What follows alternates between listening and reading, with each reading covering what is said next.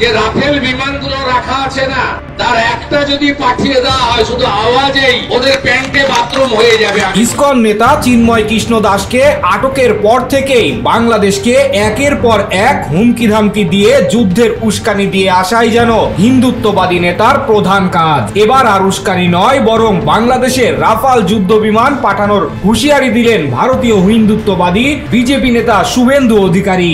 বেশি লাফালাফি করবেন না। যে রাফেল বিমানগুলো রাখা আছে না, তার একটা যদি পাঠিয়ে দেওয়া হয় শুধু আওয়াজেই ওদের প্যান্টে বাথরুম হয়ে যাবে, আমি বলতে পারি।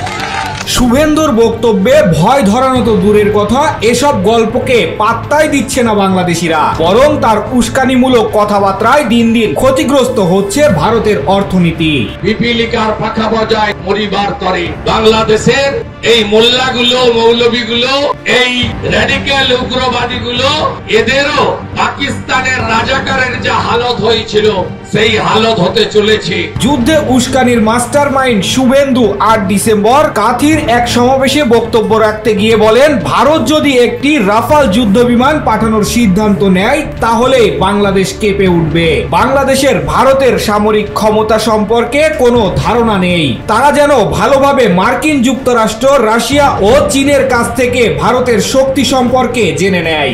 ভারত কত বড় সামরিক শক্তি ধরে এটা রাশিয়া জানে, আমেরিকা জানে, চীন জানে। শুভেন্দু অধিকারী নিজেদের ক্ষতি লুকিয়ে উল্টো বাংলাদেশের অর্থনীতির ক্ষতি হচ্ছে বলে দাবি করে বলেন, তাদের মনে রাখা উচিত আলু পেঁয়াজের মতো সামগ্রীর জন্য বাংলাদেশকে ভারতের ওপর নির্ভর করতে হয়। যে দেশে একটি প্যাকেট আয়োডিনযুক্ত লবণও উৎপাদন করতে পারে না, তাদের নিজেদের সীমাবদ্ধতা জানা উচিত। আমরা ওদের উপর নির্ভর করি না।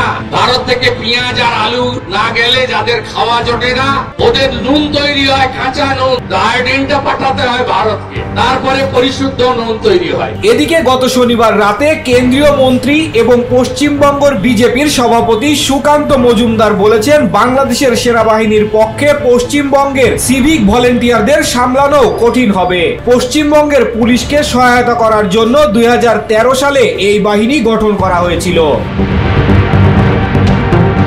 অপরদিকে গতকাল রোববার বিজেপি নেতা ও তেলেঙ্গার বিধায়ক টি রাজা সিং ভারতের প্রধানমন্ত্রী নরেন্দ্র মোদীর কাছে 15 মিনিটের জন্য বাংলাদেশের সীমানা খুলে দিতে বলেন, যাতে বাংলাদেশের সংখ্যালঘু হিন্দুদের ওপর যে কথিত নির্যাতন চলছে তার বিরুদ্ধে লড়াই করে পরিস্থিতি পরিষ্কার ক্লিয়ার করতে পারেন। এ সময় তিনি বাংলাদেশের পতাকাও টেনে ছিঁড়ে ফেলেন। মঞ্চে বাংলাদেশের জাতীয় পতাকা ছিঁড়ে ফেলে রাজা সিং বলেন, যারা ভারতের বিরুদ্ধে যাবে তারা একই পরিণতির শিকার হবে। এ সময় তিনি একটি তলোয়ার বের করেন এবং বলেন, এই তলোয়ার কেবল খাপের মধ্যে পুড়ে রাখার জন্য নয়, এটি প্রতিটি হিন্দুর বাড়িতে থাকা উচিত।